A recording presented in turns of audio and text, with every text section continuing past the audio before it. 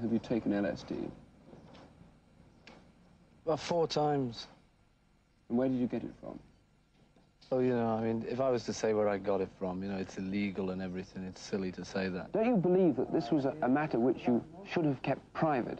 But the thing is, you know, that I was asked a question by a newspaper. And the decision was whether to tell a lie or to tell him the truth, you know. I decided to tell him the truth. But I really didn't want to say anything, you know, because if I'd had my decision, you know, if I had it my way, I wouldn't have told anyone, you know, because I'm not trying to spread the word about this. But the man from the newspaper is the man from the mass medium, you know. I'll keep it a personal thing. If he does too, you know, if he keeps it quiet. But he wanted to spread it, so it's his responsibility, you know, for spreading it, not mine. But you're a public figure, and you said it in the first place, and you must have known that it would have made the newspapers. Yes, but to say it, you know, is only to tell the truth. I'm telling the truth, you know. I don't know what everyone's so angry about. Well, do you think you have now encouraged your fans to take drugs? I don't think it'll make any difference, you know. I don't think my fans are going to take drugs just because I did, you know. But the thing is, that's not the point anyway, you know. I was asked whether I had or not.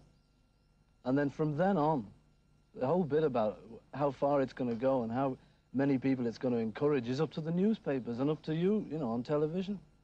I mean, you're spreading this now at this moment. This is going into all the homes, you know, in Britain. And I'd rather it didn't, you know. But you're asking me the question. You want me to be honest. I'll be honest, you know. But as a public figure, surely you've got a responsibility to lots and No, lots it's of you've teenagers. got the responsibility. You've got the responsibility not to spread this now. You know, I'm quite prepared to keep it as a very personal thing, if you will too. If you'll shut up about it, I will.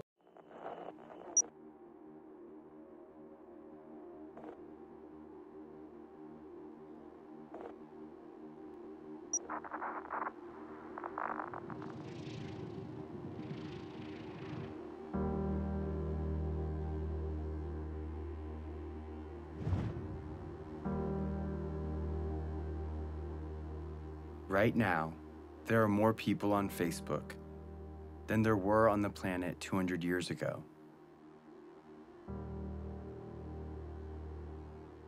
Humanity's greatest desire is to belong and connect. And now we see each other. We hear each other. Grandpa, I love you. I love you. Well, I want to take a picture. We share what we love, and it reminds us what we all have in common. Dug out alive and well after 7.5 days. If you believe in yourself, you will know how to ride a bike. Rock and roll! So now technically your device is on. Can you tell? Oh, that's exciting! And this connection is changing the way the world works. Governments are trying to keep up. No, we can't test the freedom. And older generations are concerned. Many people are very concerned about tomorrow. They could get worse next year. The game has new rules, but in order for it to work, you have to pay attention.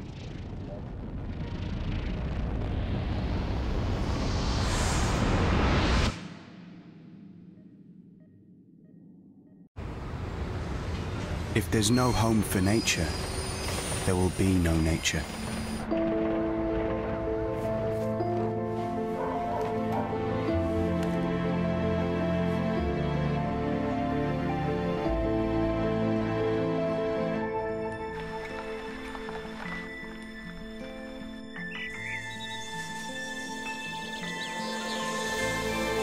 If you build it, they will come. Give nature a home where you live this autumn. I can hear him. Every single person in the world started this way. He didn't choose where or when he was born. Yeah, he does. But because he's here, he matters. Yeah, we've been waiting for you. You made it. My name is Jason Russell, and this is my son, Gavin.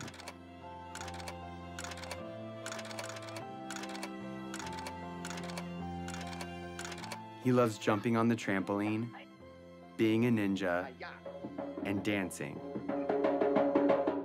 What are you doing?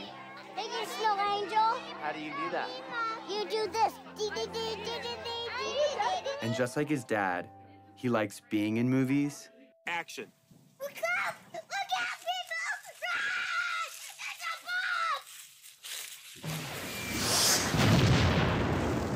bomb! And making movies. Daddy, watch this. I think you got the video. But he was born into a pretty complicated world. And as a dad, I want him to grow up in a better world than I did. And because of the course of events in my life, I see a way to get there. It has become my job. Who are you to end a war? I'm here to tell you, who are you not to? Hey, Gavin, what's up? Years before Gavin was born, the course of my life was changed entirely. And if we succeed, we change the course of human history. But time is running out, and as a result, the unseen became visible.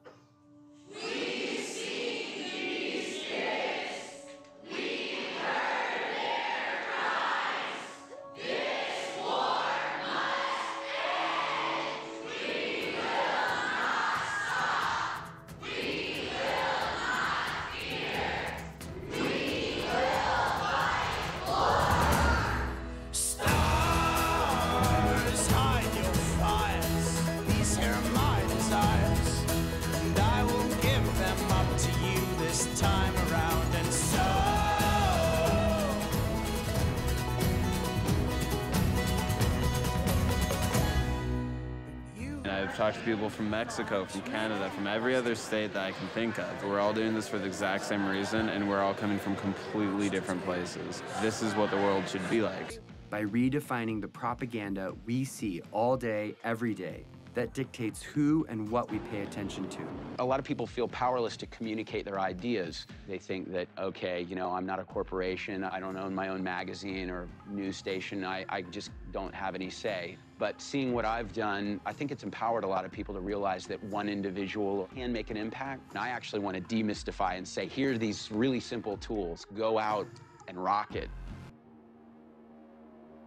It's always been that the decisions made by the few, with the money and the power, dictated the priorities of their government and the stories in the media. They determine the lives and the opportunities of their citizens. But now there is something bigger than that. The people of the world see each other and can protect each other. It's turning the system upside down, and it changes everything. We are living in a new world, Facebook world, in which 750 million people share ideas, not thinking in borders. It's a global community bigger than US. We have reached a crucial time in history where what we do or don't do right now will affect every generation to come. That the technology that has brought our planet together is allowing us to respond to the problems of our friends. We are not just studying human history, we are shaping it. At the end of my life, I want to say that the world we've left behind is one that Gavin can be proud of. A place where children, no matter where they live, have a childhood free from fear. I'm gonna be like you, Dad. When you grow up? Yeah. Sure. The better world we want is coming. It's just waiting for us to stop at nothing.